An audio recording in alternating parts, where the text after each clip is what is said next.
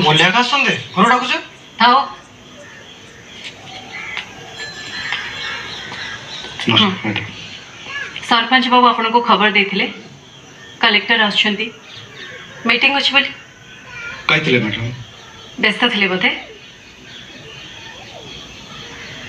मु जानिबा को पाइली जे तेलुगु कम्युनिटी लोक आपन को बहुत भल पाती आपन को बहुत मानती आपण व्यस्त थिले तो के भी आसी पारलेनी सेति मु चली आसली आपन को पाखको कहा न कहे मैडम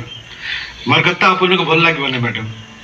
आलरेडी केते लोक अछन से मान को मोर कथा भल लागबने मैडम मात्र मुई सत्य कथा कहूँ मैडम मते ओडिशा नहीं मैडम आंध्र का पसंद मुई जाने ना मैडम इटी केते लोक अछन सब को आंध्र का पसंद कहीं हेबने मैडम